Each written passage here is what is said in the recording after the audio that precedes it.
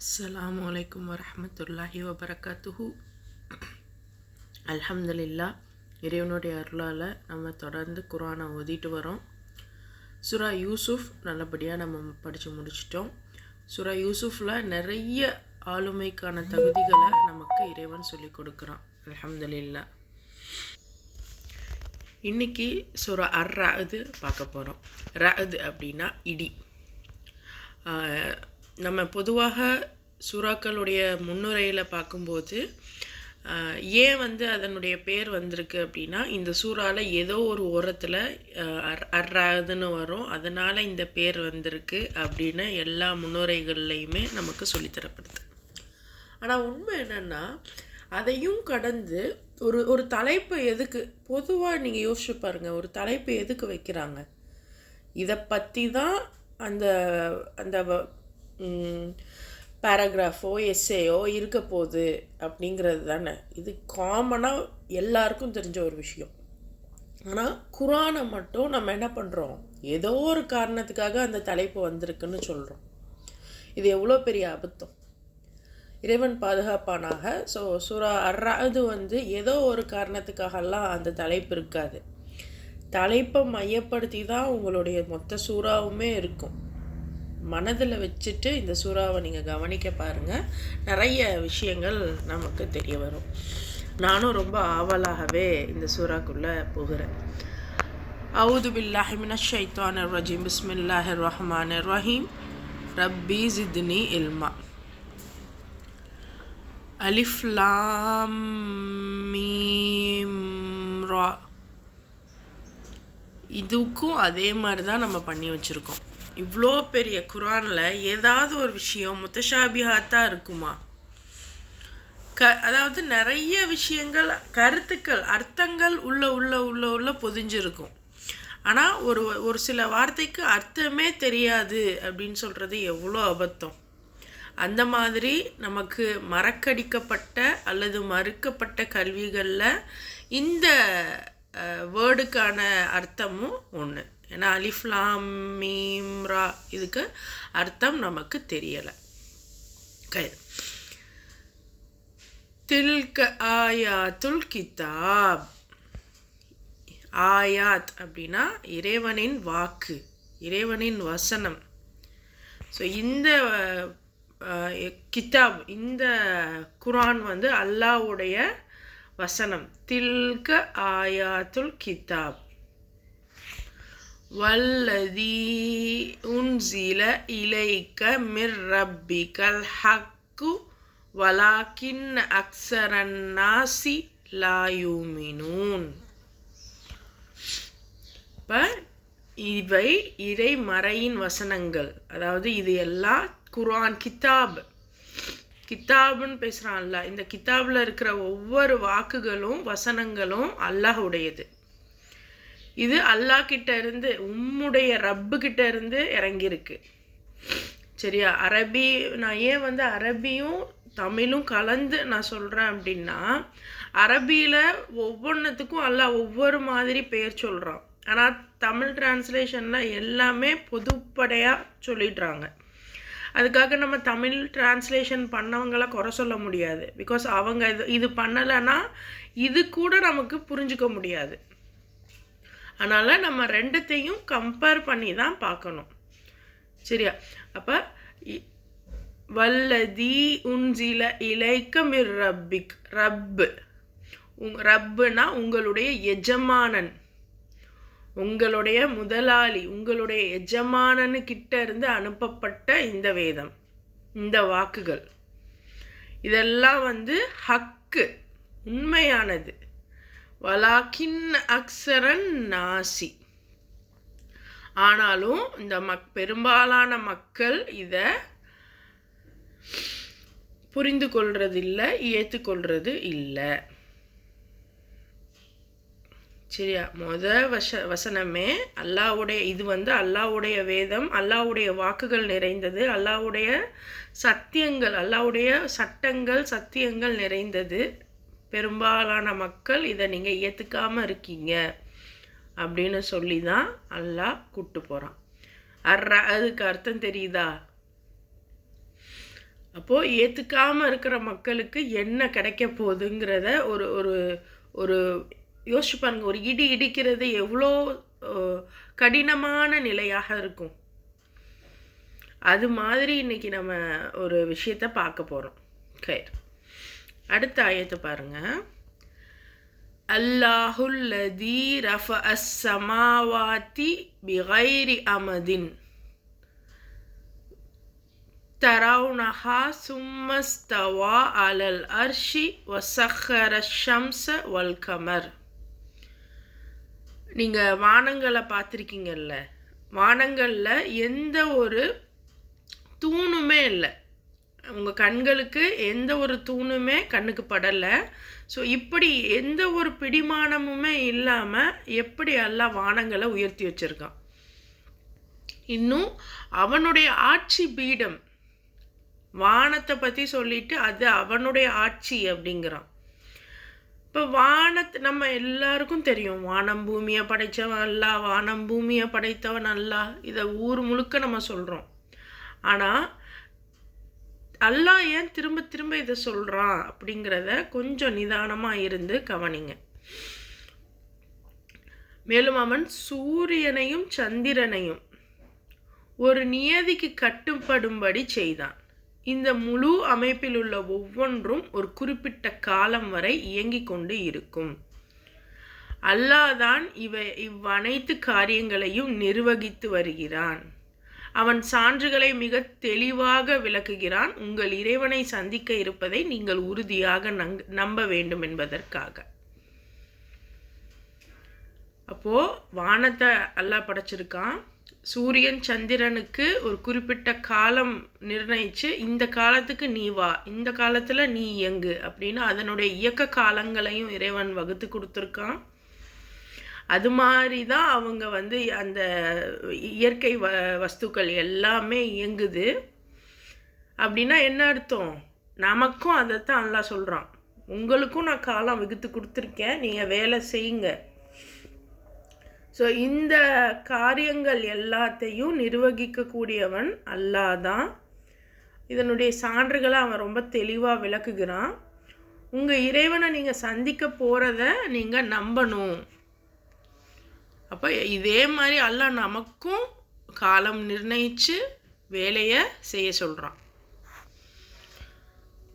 நம்ம எத்தனை பேர் நம்மளுடைய வேலைகளை டைம் கீப் அப் பண்ணி செய்கிறோம், நேரம் ஒதுக்கி செய்கிறோம். நம்மளுடைய வேலைகள்லாம் சமைக்கிறதும், துணி துவைக்கிறதும், பாத்திரம் கழுவுறதும், தொழுகிறதும் இது மட்டும் கிடையாது. இதை தாண்டி இந்த சமூகத்துக்காக நம்ம என்ன செய்கிறோம்? இந்த சூரியனும் சந்திரனும் வானமும் பூமியும் அவங்களுக்காக ஏதாவது செஞ்சுக்கிறாங்களா? அவங்கள தாண்டி உங்களுக்கு தானே, மக்களுக்கு தானே அது வெளிச்சம் தருது, குளிர்ச்சியை தருது. அப்போது இதுலேருந்து நம்ம யோசிக்கணும், நம்ம ஒவ்வொருத்தருமே பிறருக்கு ஏதாவது பண்ணணுங்கிறதுக்காக தான் இருக்கோம். அதுவும் அல்லாஹ்வுடைய நியதிப்படி, அல்லாஹ் சொல்லி கொடுத்த முறைப்படி. வஹுவல்லதி மத்தல் அர்த வஜஅல ஃபீஹா ரவாசிய அன்ஹார் வமின் குல்லி ஸமராத்தி ஜஅல ஃபீஹா ஸௌஜைனி இஸ்னைனி யுக்ஷில் லைல நஹார் இன்ன ஃபீ ஸாலிக லஆயாத்தின் லிகௌமி யதஃபக்கரூன். அப்போ அல்லாஹ் தான் பூமியை நல்லா விசாலமாக்கி அதில் மலைகளெல்லாம் வச்சு ஆறுகளை ஓட செஞ்சுருக்கான். இன்னும் ஒவ்வொரு கனி வகைகளும் அதனுடைய ஜோடிகளையும் அதில் அவனே படைத்திருக்கான். ஸோ முழுவதும் இயற்கை பற்றி எல்லாம் பேசுகிறான்.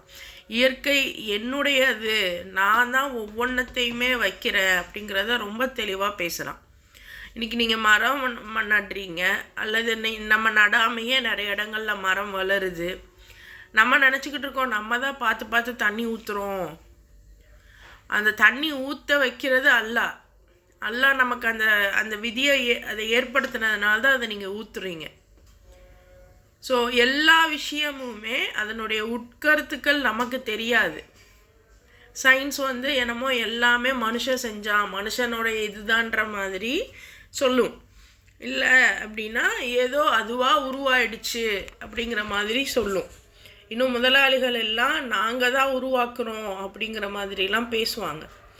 ஆனால் அல்லாஹ் சொல்கிறான், பூமியை நான் தான் விரிக்கிறேன், நான் தான் மலையையும் ஆறையும் வச்சுருக்கேன், ஒவ்வொரு கனிக்குமே அதனுடைய ஜோடிகளையும் நான் படைச்சிருக்கேன். கனிக்கு ஜோடிகளா?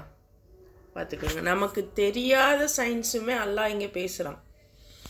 நம்ம ஒன்றும் அந்தளவுக்கு பிளான்ட்டில் பயாலஜியில் பிளான்ட்டுக்கு என்ன சொல்லுவாங்க, பாட்னியா, அதிலலாம் நம்ம அந்தளவுக்கு ஞானமுடையவர்கள் இல்லை. இருந்தாலும் யார் ஞானமுடையவர்களாக இருக்காங்களோ அவங்களுக்கு அது தெரியும். ஒவ்வொரு கனிக்கும் அதனுடைய ஜோடிகள் இருக்குன்னு. ஸோ இதெல்லாம் அல்லாஹ் தான் படைச்சிருக்கான். அதே மாதிரி அவன்தான் இரவை பகலின் மீது போத்துறான். ஸோ சிந்திக்கும் மக்களுக்கு இதில் எல்லாத்துலேயும் பல அத்தாட்சிகள் இருக்குது, பல சான்றுகள் இருக்குது. ஆயாத், அந்த இடத்துல ஆயத் அப்படிங்கிறது வசனம்னு பார்த்தோம். இந்த இடத்துல ஆயத் அப்படிங்கிறதுக்கு சான்றுகள்னு பார்க்குறோம். விச் மீன்ஸ் ஆயத் அப்படின்னாவே அல்லாஹ்வுடைய கட்டளைகள், அல்லாஹ்வுடைய வேலைகள், அல்லாஹ்வுடைய சொற்கள், அல்லாஹ்வுடைய சட்டத்திட்டங்கள், இதுதான். அப்போது வானம் பூமியை வச்சும் கனி வகைகளை வச்சும் இறைவன் நமக்கு சொல்லி காமிக்கிறான். இது எல்லாமே என் கைவசம்தான் இருக்குது அப்படின்னு. வஃபில் அர்தி கிதஉம் முதஜாவிராத்தும் வஜன்னாத்தும் மின் அஅனாபின் வஸர்உன் வநகீலுன் சின்வானுன் வகைரு சின்வானி யுஸ்கா பிமாஇன் வாஹித் وَنُفَضِّلُ بَعْضَهَا عَلَى بَعْضٍ فِي الْعُقُولِ إِنَّ فِي ذَلِكَ لَآيَاتٍ لِقَوْمٍ يَعْقِلُونَ. அப்போ மேலும் பாருங்கள், அருகருகே அமைந்துள்ள தனித்தனி தன்மைகள் கொண்ட பல பகுதிகள் பூமியில் உள்ளன. ஸோ இந்த பூமியில் பல விஷயங்கள், பல இடங்கள் இருக்குது. அது எப்படின்னா பக்கத்திலே இருக்குது. எவ்வளோ நாடுகள் பார்க்குறோம், எவ்வளோ கண்டங்கள் பார்க்குறோம்.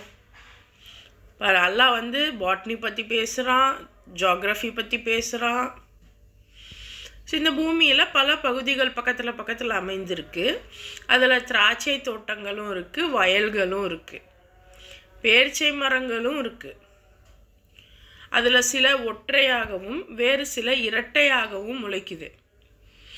அனைத்திற்கும் ஒரே விதமான நீரே புகட்டப்படுகிறது. ஆயினும் அவற்றில் சிலவற்றை சுவை மிகுந்ததாகவும் சிலவற்றை சுவை குறைந்ததாகவும் ஆக்குகிறோம். திண்ணமாக இவை அனைத்திலும் சிந்தித்து உணரும் மக்களுக்கு பல சான்றுகள் இருக்கின்றன. அல்லாஹ் இயற்கை விஷயங்களைத்தான் பேசுகிறான். அறாவது எனக்கும் விவசாயத்துக்கும் சம்பந்தமே இல்லை அப்படின்னு நினைக்கிறோம்ல, முஸ்லீம்களுக்கும் விவசாயிகளுக்கும். ஆனால் அல்லாஹ் ஏன் விவசாயத்தை பற்றி பேசுகிறான்? நீங்கள் எல்லாத்துக்கும் ஒரே நீரைத்தான் புகட்டுறீங்க. பேரிச்சை மரம், வயல், திராட்சை மரம் எல்லாத்துக்கும் ஒரே தண்ணி தான். ஆனால் அதனுடைய சுவை யார்கிட்ட இருக்குது? நான் முடிவு பண்ணுறேன் அப்படிங்கிறான். இன்றைக்கி இந்த நம்ம என்ன பண்ணுறோம், அந்த சுவைக்காக பூச்சி கடிச்சிடக்கூடாது அப்படிங்கிறதுக்காக ரொம்ப ஹெவியான கெமிக்கலுடைய உரங்களை போட்டு அந்த மண் கொஞ்சம் நல்லா மலடாயிடுது. அது மண் மட்டும் கிடையாது, பொண்ணும் தான், நம்மளும் தான், பெண்களும் தான். ஒவ்வொரு பெண்கள் ஒவ்வொரு மாதிரி. ஸோ ஒவ்வொருவருக்கும் இயல்பாக அவங்களுடைய திருமண வாழ்க்கை இருக்குது. இருந்தாலும் அல்லாஹ் நாடுபவர்களுக்கு நாடக்கூடிய சந்ததியை தரான்.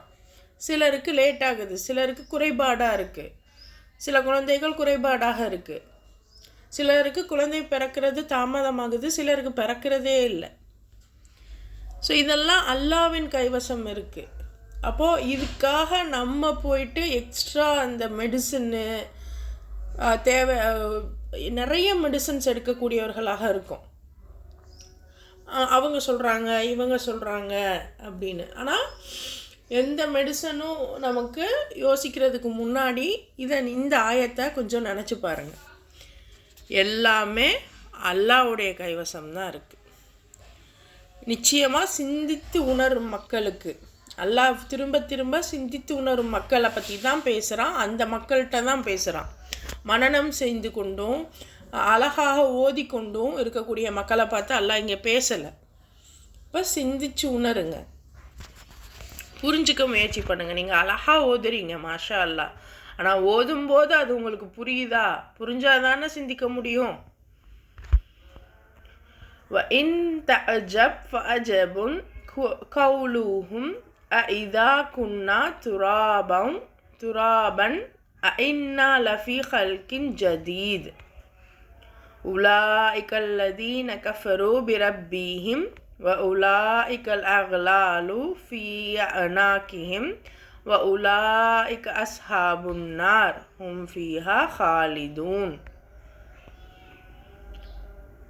நீங்கள் ஆச்சரியப்படணும் அப்படின்னா மக்களோட இந்த கூற்றை நினச்சி தான் நீங்கள் ஆச்சரியப்படணும். என்னென்னா, நாங்கள் இறந்து மண்ணோட மண்ணாக போயிட்டாலுமா நாங்கள் திரும்பி எழுப்பப்படுவோம் அப்படின்னு இவங்க நினைக்கிறாங்க. அதனால தான் இவங்க இறைவனை நிராகரிக்கிறாங்க.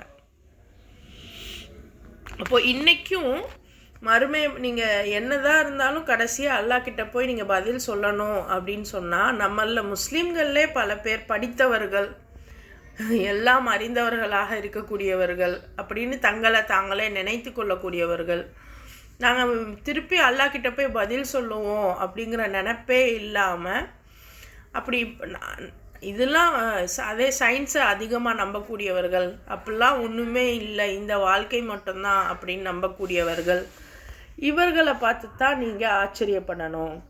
இவங்க தான் தம்முடைய ரப்பை நிராகரிச்சிட்டாங்க. ரப்புனா யார்? நம்மளுடைய முதலாளி, எஜமானனை நிராகரிச்சிட்டாங்க. நம்மளுடைய எஜமானன் முதலாளினா அவன் சொன்ன வேலையை செய்யணும். ஆனால் அவன் சொன்ன வேலையை செய்யாமல் நமக்கு பிடிச்ச வேலையை செஞ்சுக்கிட்டு அல்லது வேலையே செய்யாமல் சும்மா இருந்துக்கிட்டு கடைசியில் கியாமத்தெலாம் ஒன்றும் இல்லை, அது தெளிவாக அவங்க ஏற்றுக்கிட்டு இருந்தால் கண்டிப்பாக வேலை செஞ்சுருப்போம். ஆனால் அது நம்மளை அறியாமல் நம்ம மனசுக்கும் நமக்கும் தெரிஞ்ச விஷயம். நம்ம இறைவனை நம்புகிறோமா, மறுமையை நம்புகிறோமா, மறுமையில் போய் நிற்கிறோங்கிறத தெரியுதா அப்படிங்கிறது ஒவ்வொருத்தரும் அவருடைய உள்ளங்களுக்கு கேட்டுக்கொள்ள வேண்டிய விஷயம். ஸோ இந்த மாதிரியான ஆட்களை பார்த்து தான் நீங்கள் ஆச்சரியப்படணும். அவங்க தான் நிராகரிக்கிறவங்க. இவர்களின் கழுத்துகளில் விலங்குகள் மாட்டப்பட்டிருக்கு. மேலும் இவங்க நரகவாசிகள். அதில் அவங்க என்றென்றும் விழுந்து கிடப்பாங்க. அந்த விலங்குகள் தான் நம்மளுடைய கல்வியை வச்சுக்கிறோம், நம்மளுடைய சொத்தை வச்சுக்கிறோம், நம்மளுடைய பிள்ளைகளை வச்சுக்கிறோம், நம்மளுடைய அந்தஸ்தை வச்சுக்கிறோம். அதைத்தான் எல்லாம் சொல்கிறோம். அவ்வளோ கர்வமாக இருக்காங்க. அவங்க தான் இறைவனை நிராகரிக்கிறவங்க அப்படின்னு.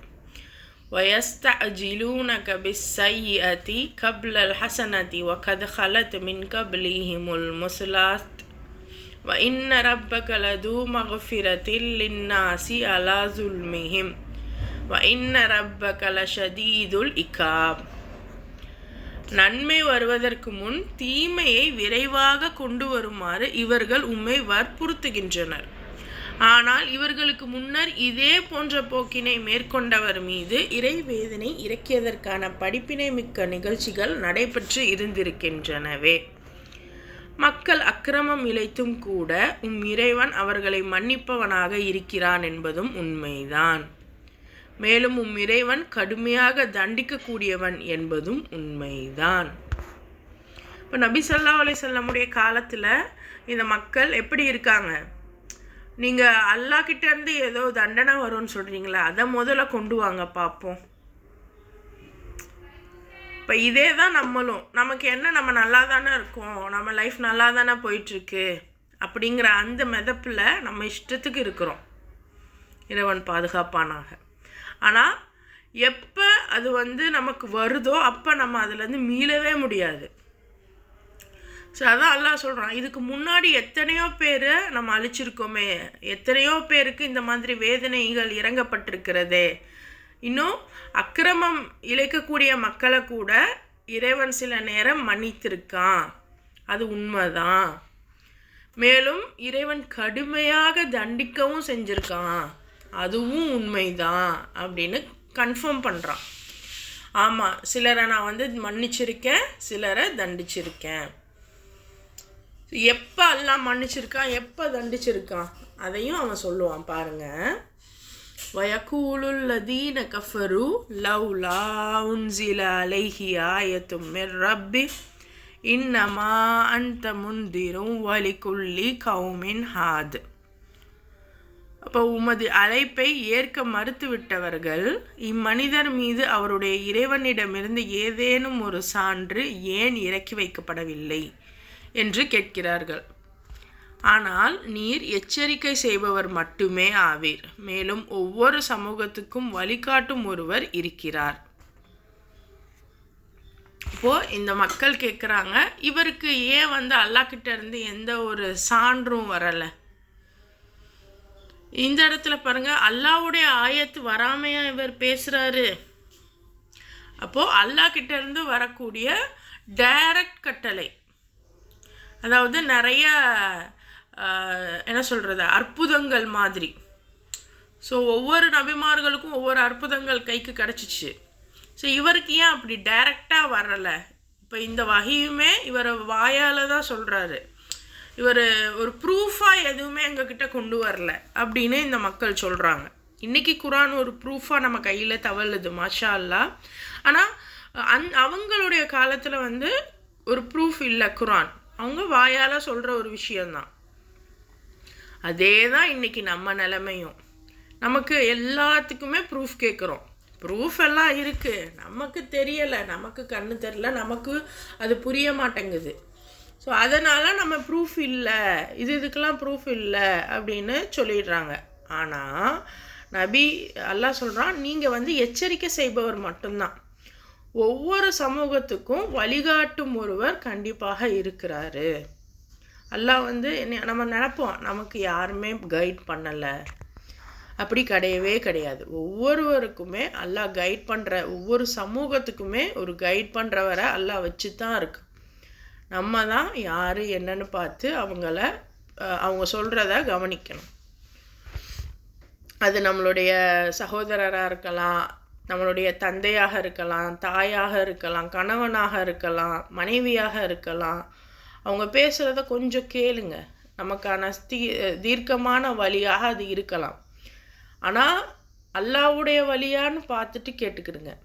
ஷைத்தானுடைய வழியையும் அவங்க சொல்லுவாங்க, நிராகரிப்பவருடைய பாதையையும் அவங்க காட்டுவாங்க. அதனால் தெளிவாக அல்லாஹ்வுடைய பாதையான்னு நீங்கள் கன்ஃபார்ம் பண்ணிட்டு தான் அவங்கள ஃபாலோ பண்ணணும். அது ரொம்ப ரொம்ப முக்கியம். ஸோ அல்லாஹ் சொல்கிறான், ஒவ்வொரு சமூகத்துக்கும் வழிகாட்டக்கூடிய ஒருத்தர் இருக்கார். அல்லாஹு யஅலமு மா தஹ்மிலு குல்லு உன்சா வமா தகீசுல் அர்ஹாமு வமா தஸ்தாத் வகுல்லி ஷைஇன் இந்தஹு பிமிக்தார். ஒவ்வொரு கர்ப்பிணியோட கருப்பையில் உள்ளதையும் அல்லாஹ் நன்கறிவான். மேலும் கருப்பைகளில் ஏற்படுகின்ற குறைவையும் கூடுதலையும் அவன் அறிவான். அவன் ஒவ்வொன்றுக்கும் ஓர் அளவை நிர்ணயித்து உள்ளான். சொன்னா ஸோ எல்லாமே அவன் கைவசம் இருக்குது. ஒரு கர்ப்பிணி பெண் இருக்காங்க, அவங்களுடைய கர்ப்பத்தில் என்ன இருக்குது? இப்போ இன்றைக்கி சயின்ஸ் சொல்லுது. இன்றைக்கி சிலர் கேட்பாங்க, அல்லாஹ்க்கு எல்லாம் தெரியும்னா அல்லாஹ் ஏன் இந்த மாதிரியான குழந்தைங்களை படைக்கணும், கடவுள் ஏன் இந்த மாதிரியான குழந்தைகளை படைக்கணும்? அல்லாஹ் சொல்கிறானே, யார் யாருக்கு என்ன கூடுதல் குறைவு இருக்குங்கிறத எனக்கு தெரியும், நான் ஒவ்வொன்றுக்கும் ஒரு அளவை நிர்ணயிச்சிருக்கேன். அதாவது நம்ம நினைக்கிற விஷயங்கள் தான் சரின்னு சொல்லக்கூடாது, சொல்ல முடியாது. யோசிச்சு பாருங்க, இன்னைக்கு எத்தனை மக்கள் கை கால் கண்கள் எல்லாம் நல்லா இருந்தும் ஒன்றுத்துக்குமே உதவாமல் இருக்கும். அதே மாதிரி எத்தனையோ குழந்தைங்க, எத்தனையோ மக்கள் கண் இல்லாமல், கைகால் இல்லாமல், வாய் பேச முடியாமல், இன்னும் பார்த்திங்கன்னா அவங்களுடைய நிறைய குறைவுகள் இருந்தாலுமே எத்தனை பேர் ரொம்ப சிறப்பாக தன்னுடைய வாழ்க்கையை முன்னிறுத்தி நடத்தி போகிறாங்க, பிறருக்கும் எவ்வளோ உதாரணமாக எவ்வளோ நல்லவைகள் செய்யக்கூடியவர்களாக இருக்கிறாங்க. அப்போது இவங்களுக்கு இது இல்லைங்கிறது நம்ம பார்வையில் தான் அது குறையாக தெரியும். ஆனால் அவங்களுக்கு அது கேஷுவலான ஒன்றா இருக்கும். அவங்க நான் நல்லா தான் இருக்கேன்பாங்க. ஸோ அப்படி இருக்கணும். அதே மாதிரி அப்படி உள்ளவங்க எப்படி இருக்கா, அதே மாதிரி நமக்கு எவ்வளவோ கொடுத்துருந்தோம், நம்ம என்ன பண்ணுறோம், எனக்கு எதுவுமே இல்லை அப்படின்னு சொல்லிட்டு நம்ம அல்லாஹ்வுடைய வேலையை செய்யாமல் இருக்கோம். ஸோ இதெல்லாம் இல்லாமல் உங்களுக்கு எது கூடுதல் குறைவாக இருந்தாலும் நீங்கள் என்னென்ன செய்யணும் அப்படிங்கிறத அல்லாஹ் நிர்ணயிச்சிருக்கான்.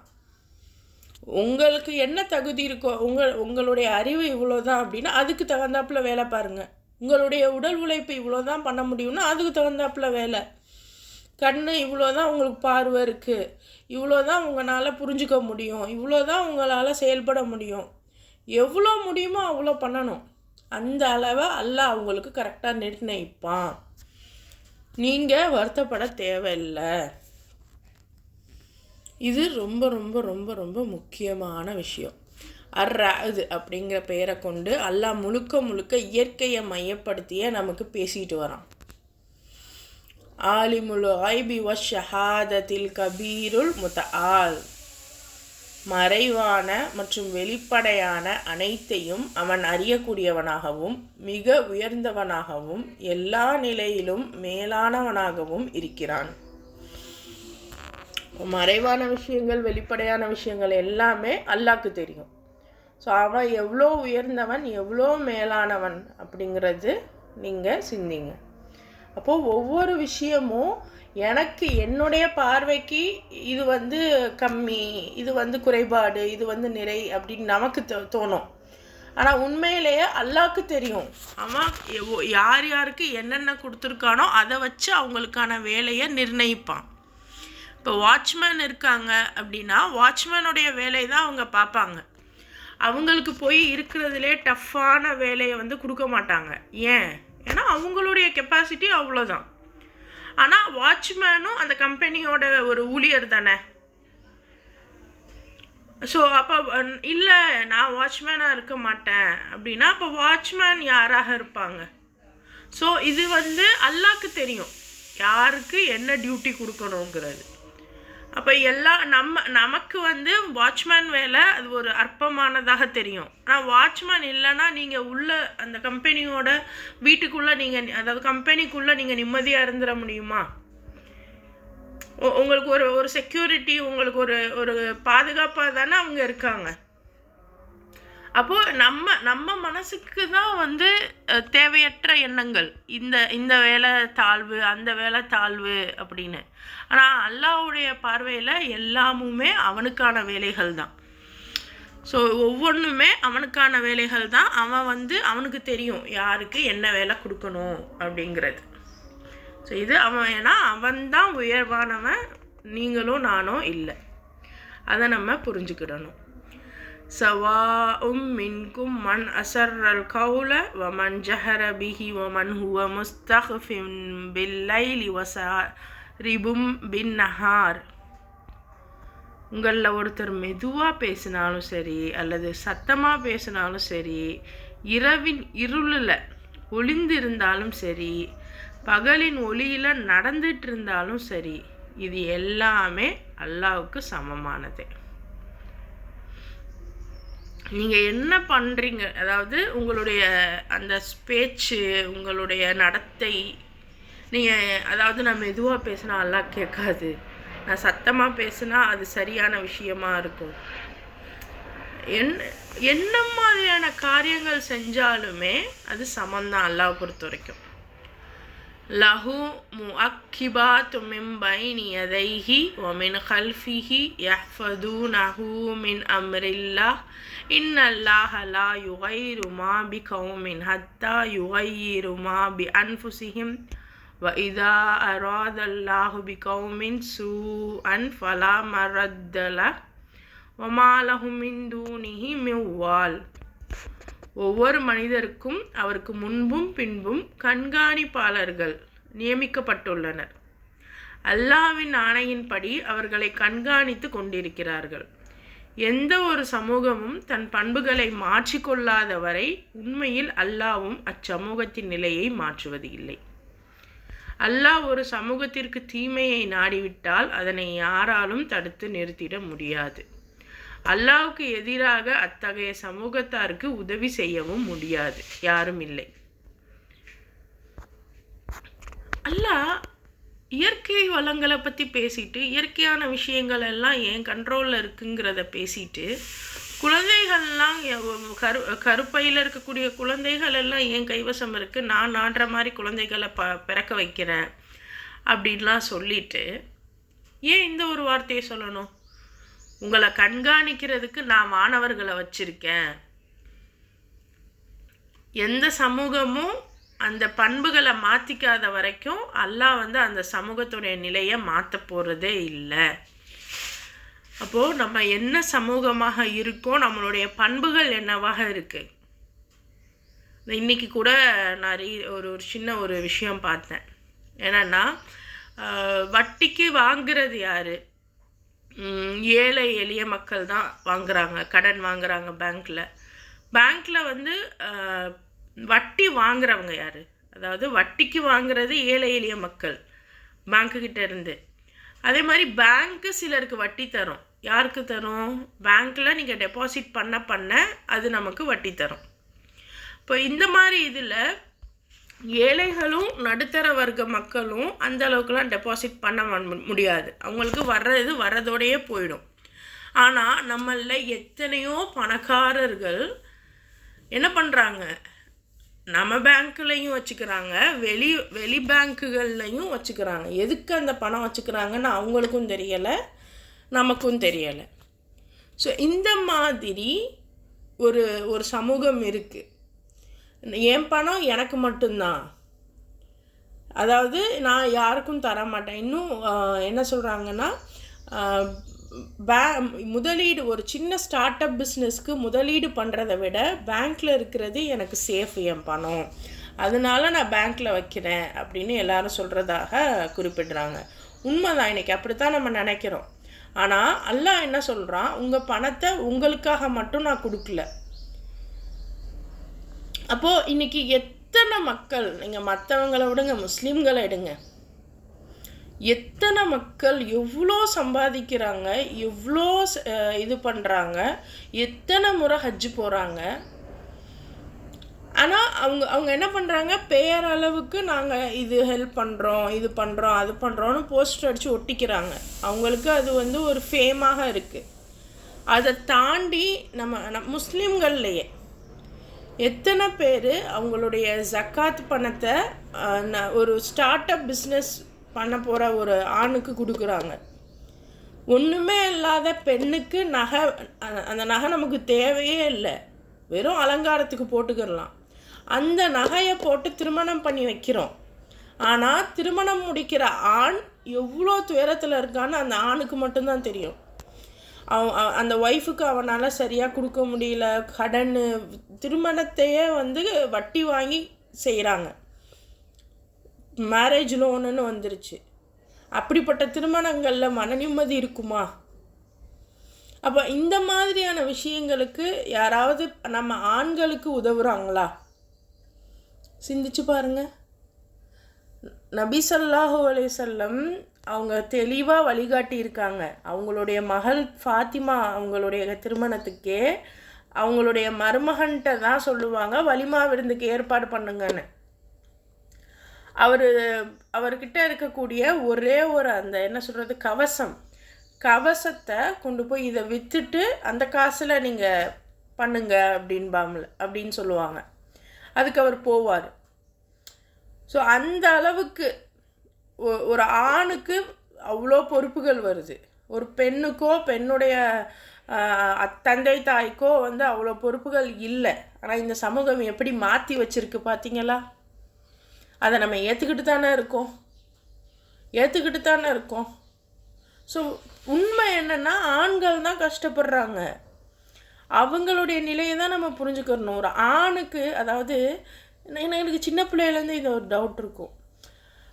ஆம்பளைங்க தானே கஷ்டப்படுறாங்க, அவங்க தானே குடும்ப பொறுப்பெல்லாம் பார்க்கணும். அப்போ அவங்களுக்கு நம்ம எதுவுமே பண்ண மாட்டோம். பெண்களுக்கு நகை போடுறோம். பெண்கள் நகை போட்டாலும் நம்ம சொல்லலாம், ஏதாவது ஒரு ஆத்திர அவசரத்துக்கு அந்த நகையை அடகு வைக்கலாம், விற்கலாம். எதுக்கு நகையை அடகு வைக்கிறதுக்கு விற்கிறதுக்கு தானா? அதுக்கு டைரெக்டாக அந்த மாப்பிள்ளைக்கே நம்ம ஏதாவது உதவி பண்ணி அவருடைய பிஸ்னஸ்க்கு நம்ம ஒரு பகுதியாக இருக்கலாம்ல. ஆனால் அதை நம்ம யாருமே செய்ய மாட்டோம், யாருமே ஒத்துக்கவும் மாட்டோம். ஸோ ஒவ்வொரு சமூகமும் அதனுடைய பண்பை மாற்றிக்கலைன்னா அல்லாஹ்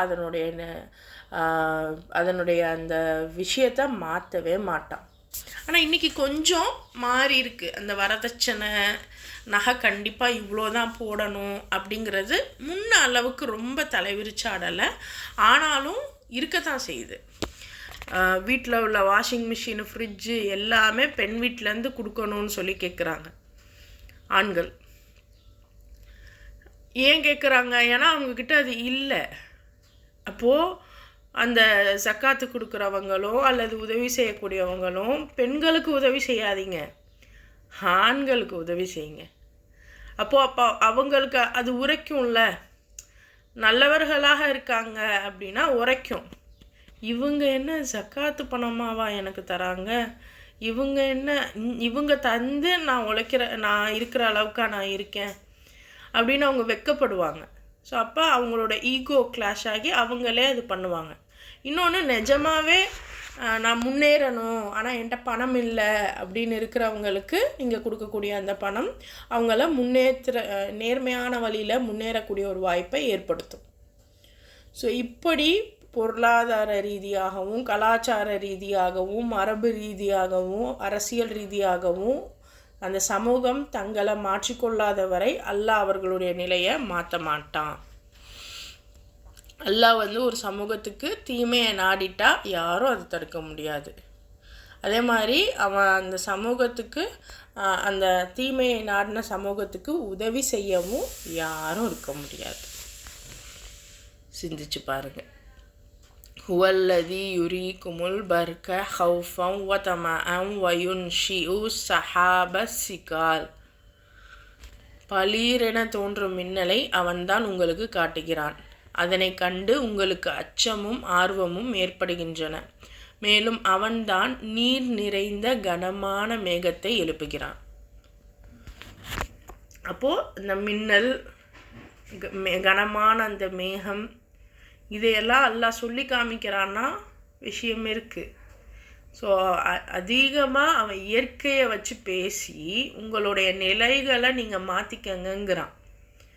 இயற்கை அழகானது, ஆனால் எந்த நேரம் வேணாலும் உங்களை பயமுறுத்தக்கூடியதாகவும் அச்சமூட்டக்கூடியதாகவும் ஆர்வமூட்டக்கூடியதாகவும் இருக்குது. ஸோ அதை அல்லாஹ் சொல்லி காமிக்கிறான். அப்போ புரிஞ்சுக்கோங்க, ஒவ்வொரு இயற்கையும் இறைவனுடையது, ஒவ்வொரு இயற்கை சார்ந்த விஷயங்களும் இறைவன் சார்ந்த விஷயங்களாக இருக்குது. ஸோ ஒவ்வொரு இயற்கையும் அல்லாஹ் சொன்ன வேலைகளை அந்தந்த நிலைப்படி செய்து, ஆனால் நம்ம அல்லாஹ் சொன்ன அந்த நிலைகளை செய்கிறோமா? அதை நம்ம செய்யாத வரைக்கும் நம்மளுடைய நிலையை அல்லாஹ் உயர்த்த மாட்டான், நம்மளை அல்லாஹ் தாழ்த்திக்கிட்டே தான் இருப்பான்.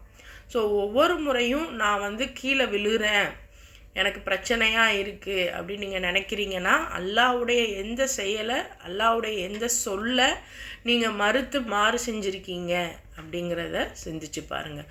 சிந்தித்து உணரும் மக்களுக்குத்தான் இறைவனுடைய இந்த வேதத்தில் நல்வழி கிடைக்கும்.